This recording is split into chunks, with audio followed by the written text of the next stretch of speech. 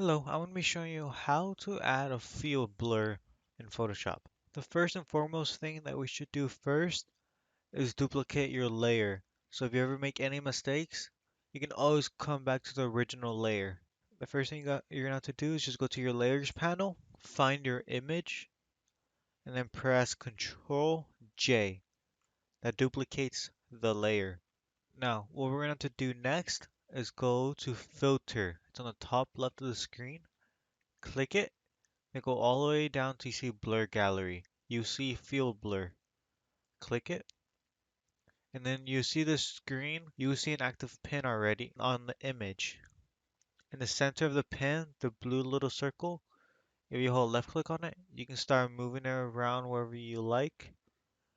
And around it, you see this white little half circle right now.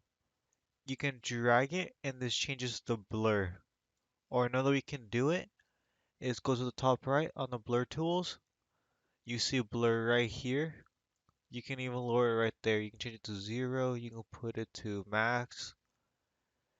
This one, you can put it however you like. I'm going to put mine on 0. I'm going to put this one on 0 and keep it right here on this person. This person will be our main focus, so we're not going to want him to be blurred. And if you like to add more pins to start blurring around the areas, so start left clicking around. As see, another pin activated. I'll put this one, let's say like right here. I can change the blur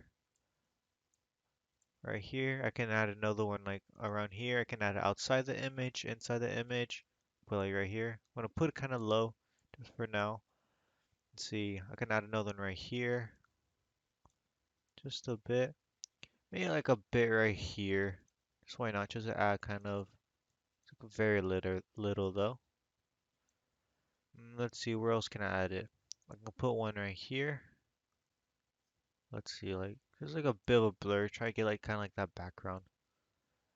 And as you see, because of this 0 right here, if I let it go, you see how the person is blurry. But thanks to this pin being 0 and it's on the person, it pretty much keeps the other blurs away from him. So he has a clear, so it's clear. Let's see, I can add one like right here if I like. Another way to tell how much it's being blurred, if you hold M, you see this white and black screen.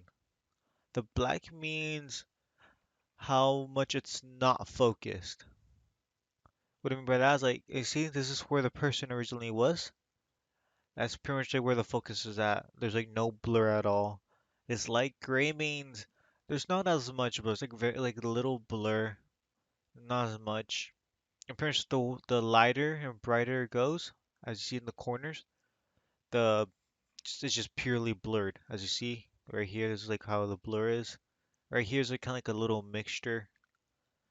And let's see, if I add one right here, it's kind of white now. Let's see if I lessen it. As you see, I can do that. It's also because these are also the brightest points right now of the image. Or by brightest, I mean like the most blurry. If I raise this one, as you see, then this one becomes the most blurry.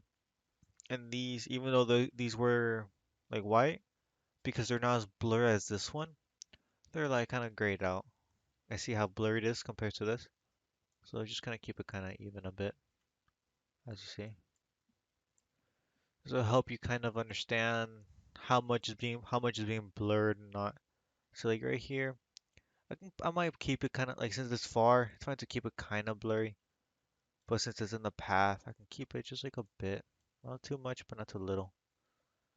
In this corner, I can add one like right here. It helps. It also helps just put more focus in the main center. And let's say you're done adding the field blur. Just go to the top and press OK. As you see, there's the blurred image. This is how it was before, and this was how after. And that's how you use the field blur. Thank you for watching, and I'll see you next time.